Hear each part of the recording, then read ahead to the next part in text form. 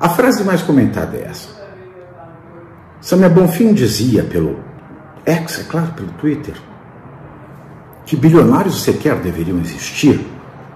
Eu achei muito estranho porque ela deveria ter mandado essa frase para o Elon Musk por uma carta, ter colocado essa carta nos Correios, e então Elon Musk receberia esta carta. Afinal de contas, os Correios são a quintessência da maravilha, a menina dos olhos da esquerda brasileira, e não usar a ferramenta desse bilionário que sequer deveria existir.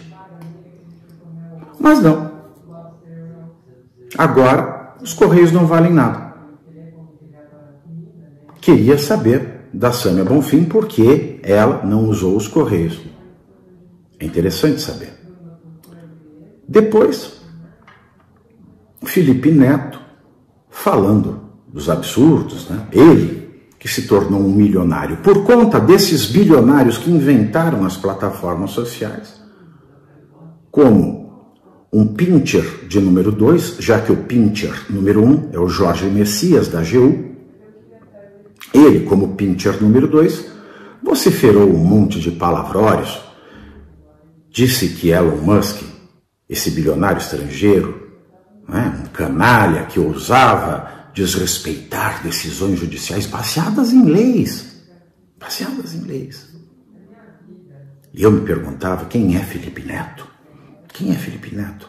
Que jurista é esse? Nunca vi um artigo publicado, um livro publicado, nunca vi uma aula sua em universidade, nunca ouvi num banco de faculdade.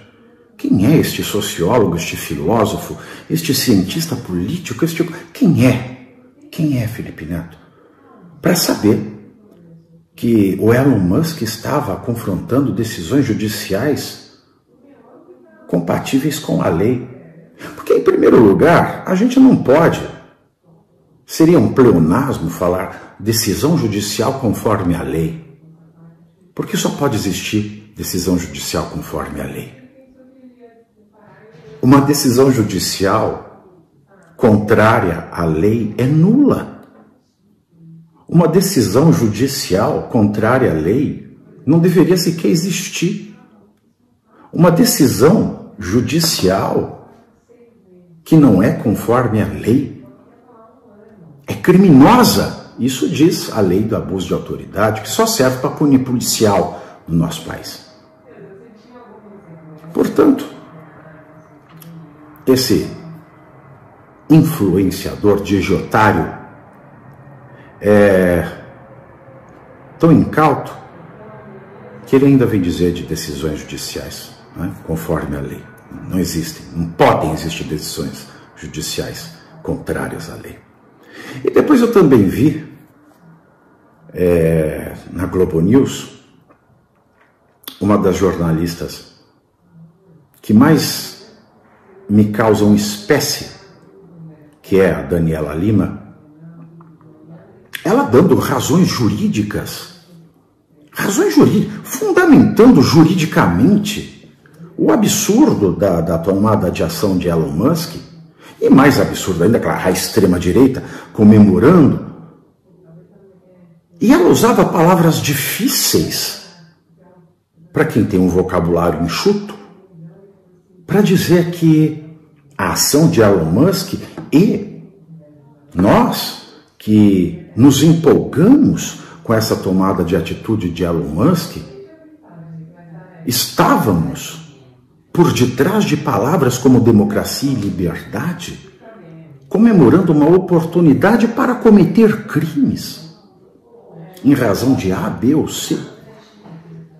Porque D, E e F, em razão de G, H, Y, montando um raciocínio totalmente torto. E eu me lembrei, e isso não é novidade para ninguém, de maio do ano passado, 2023, quando eu estive no TSE, conversando com o ministro Alexandre de Moraes. E já expliquei essa história várias vezes. Resumidamente, o ministro dizia, em alto e bom som, para quem quisesse ouvir, que a Jovem Pan era um centro de proliferação de notícias falsas. E eu, à época, era a cara da Jovem Pan. Vocês iam nas revistas, nos outdoors, nas propagandas. E quis saber do ministro por quê. Afinal de contas, eu, como a cara daquele veículo de informação à época, não poderia aceitar que o ministro dissesse aquilo, porque, dizendo aquilo da emissora, que eu estampava as propagandas, ele estaria dizendo aquilo de mim. Não foi uma reunião para pedir desculpas, não foi uma reunião para pedir arregos, foi uma reunião para saber onde está a fake news. O fato é que eu não descobri. Mas uma das coisas que ele me disse naquela reunião, eu vou repetir para vocês. Se é que eu já não disse em algum momento, mas torno a dizer. Ele me olhou e disse o seguinte: o que eu menos gosto, Pavinato, é de jornalista que não entende de direito criticando as minhas decisões. Quando você fala, por mais que eu discorde, você tem titulação acadêmica suficiente para criticar as minhas decisões. Prestem bem atenção nisso. Foi isso que ele disse. Então eu vou repetir agora para Daniela Lima, da Globo News, o que me disse o Alexandre de Moraes. É inadmissível, Daniela Lima e Globo News, é inadmissível que uma jornalista fraca como você discorra sobre a juridicidade do que nós estamos vivendo, quando você não tem expertise nenhuma em direito. Aliás, vale lembrar que em um dos julgamentos, não sei se do TSE ou do STF, um ministro colega do Alexandre de Moraes, havia citado um artigo de um jornalista e o Alexandre, no meio da sessão, disse: fulano que você acabou de citar é um jurista, é um doutrinador? Querendo, de fato, rebaixar a opinião de quem não é um jurista, de quem não é um doutrinador, de quem não é um profissional reconhecido no direito.